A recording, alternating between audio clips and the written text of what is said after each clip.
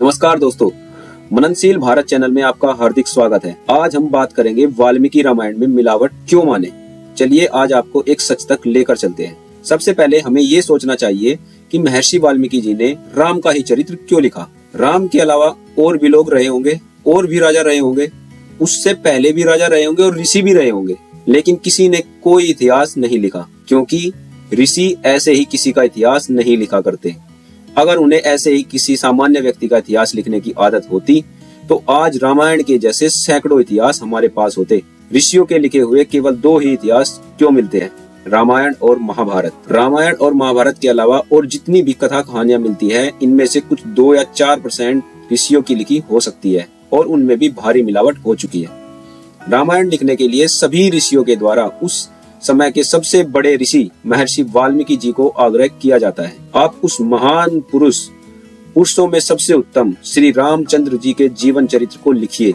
और महर्षि वाल्मीकि जी रामायण लिखने के लिए तैयार होते हैं। सबसे पहले आप आज के सामान्य व्यक्ति को देखिए, उसका चरित्र कैसा है, और आज से 30 साल पहले के अपने पिताजी और 50 साल पहले के अपने बाबा जी के चरित्र की और सभ्यता को देखिए। इन 50 सालों में कितना कुछ बदल गया। अगर आप इसको ऐसे ही पीछे करते जाओगे तो आपको एक सच्चा मानव चरित्र दिखता जाएगा। जैसे आज से 30-40 साल पहले तक भी झूठ बोलने को बहुत बड़ा पाप समझा जाता था, और चोरी तो बहुत बड़ा। लोग अपने घरों में ताले नहीं लगाते थे। और चरित्र की बात करूँ तो गांव की बेटी सबकी बहन बेटी होती थी, और गांव में तो कुछ कुछ ये संस्कार अभी भी जिंदा है, लेकिन क्या शहरों में है? अगर अपने निकट पूर्वजों का चरित्र आप देखते हो, उनमें भी बहुत ज्यादा सरलता और पवित्रता दिखती है। और महाभारत रामायण काल तो आज से हजारों साल पुराना है।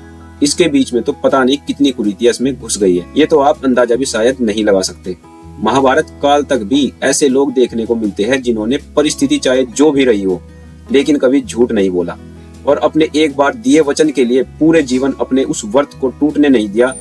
जैसे महामहिम भीष्म।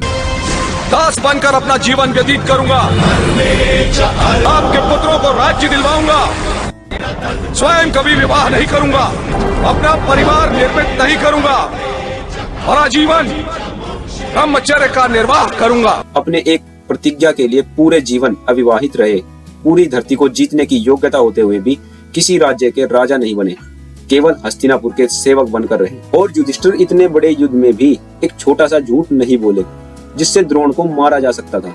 अपने पूरे परिवार के साथ मरने को तैयार थे, लेकिन झूठ बोलने के लिए नहीं। कुछ ऐसे थे हमारे महान पूर्वज।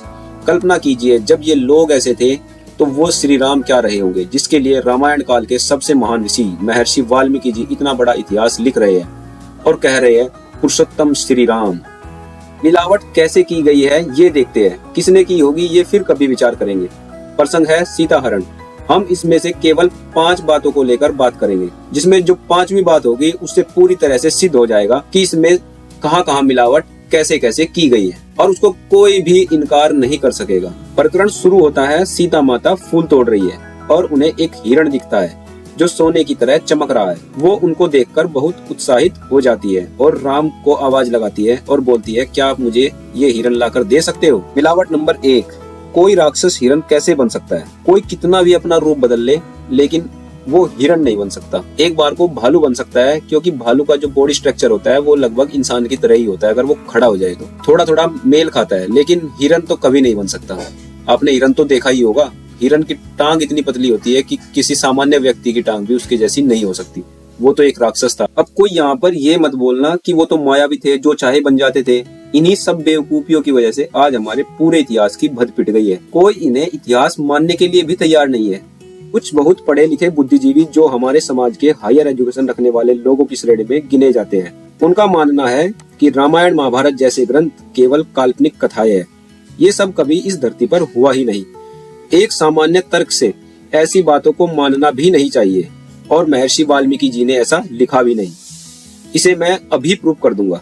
ऐसी मिलावटों के कारण ही इन ग्रंथों को काल्पनिक कथाएं कहा जाता है, और महर्षि वाल्मीकि जैसे महापुरुषों को जादूगर, झूठे, पाखंडी, अंधविश्वासी, अवैज्ञानिक जैसी गालियों से संबोधित किया जा रहा है। चलिए आगे देखते हैं। हिरण इधर उधर भागता है और राम जैसा योद्धा उस राक्षस को पकड़ नहीं पाता। अरे भाई, वो हिरण बन ही तो रहा है तो एक राक्षस ही। ये पता नहीं कैसे भूल गया मिलावट करने वाला। चलो आगे देखते हैं।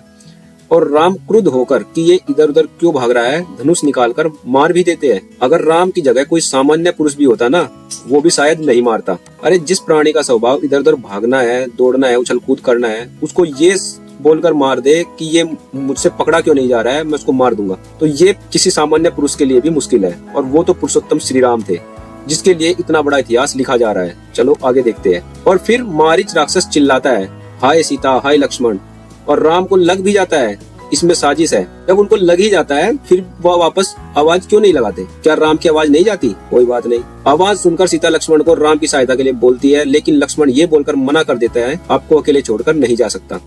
जिस पर ये देखिए लक्ष्मण को कितना बुरा भला सीता माता कह रही है, हे लक्ष्मण, तुम अपने भाई के मित्र रूप में शत्रु ही हो, क्योंकि इस विषम परिस्थिति में भी तुम अपने भाई की रक्षा के लिए नहीं जा रहे हो। तुम मुझे हथियाने के लोभ से श्री राम की रक्षा के लिए नहीं जा रहे हो। राम की विपत्ति ही तुम्हें प्रिय लगती है, वस्तुतः भाई के प्रति तुम्हारा स्नेह नहीं है।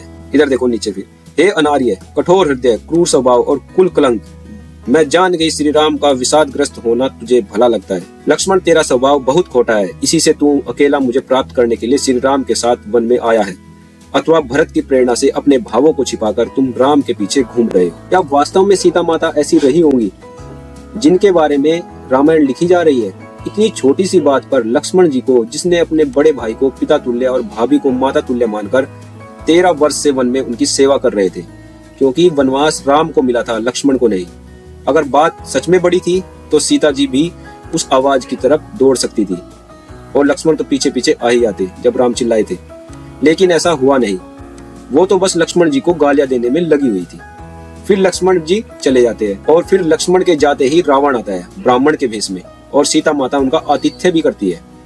रावण सीता जी से पूछता है कि आप कौन हैं और यहाँ इस जंगल में क्या कर रही हो? तब सीता माता उन्हें पूरी बात बताती है कि वो कैसे कैसे यहाँ आए हैं। अभी 2 मिनट पहले तक तो सीता माता इतने गुस्से में थी कि जो उनको माता के समान मानकर 13 वर्षों से उनकी और श्री राम जी की सेवा कर रहा है, उसको ऐसे शब्दों बोलती है जो शब्द आज की कोई सामान्य स्त्री भी नहीं बोल सकती। और ये मिलावटखोर सीता माता से क्या क्या बुलवा रहे हैं, जिसके कारण आज सीता माता जैसी महान स्त्री को लोग शक की नजरों से देख रहे हैं। अब इस आखिरी बात के कारण आपको पता चल जाएगा कि इसमें मिलावट कहाँ से शुरू हुई। सीता माता आगे रावण को क्या बोलती है देख लीजिए। आप थोड़ी देर विश्राम करिए, मेरे पति अभी जंगल से कंदमूल फल लेकर आते ही होंगे। बस यहीं पर इस मिलावटखोर का पर्दाफाश हो जाता है। सीता माता ने झूठ क्यों बोला? उन्हें झूठ बोलने की क्या जरूरत थी? ऐसे टाइम पर तो कोई भी झूठ नहीं बोलेगा, चाहे वो हर रोज ही झूठ क्यों ना बोलता हो। और वो तो सीता थी, उस युग की तपस्विनी स्त्री। और सीता माता का रावण को झूठ बोलने से कुछ फायदा भी नहीं दिख रहा है। अगर सच बोलती तो कुछ फायदा हो सकता था, जिससे वो ब्राह्मण उनका साथ दे सकता था, क्योंकि अब तक सीता माता को नहीं पता था कि ये रावण है।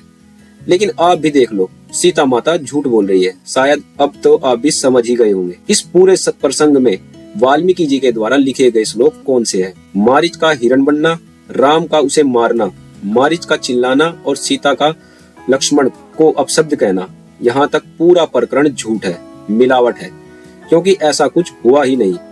सिंपल सी बात है, रावण राम और लक्ष्मण दोनों के कुटिया से बाहर जाने का इंतजार कर रहा था। जैसे ही दोनों बाहर जाते हैं, रावण आ जाता है और सीता माता उसका आतिथ्य भी करती है, क्योंकि वो ब्राह्मण के भेष में आया था, और सब बात भी बताती है।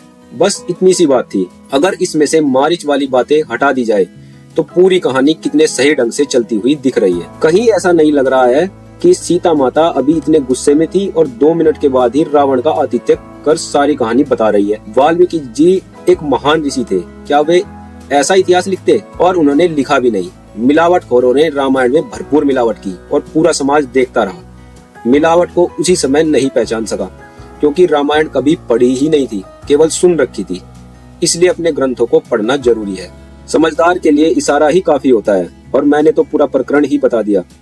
और भी बहुत सारे प्रसंग वाल्मीकि रामायण में मिल जाएंगे।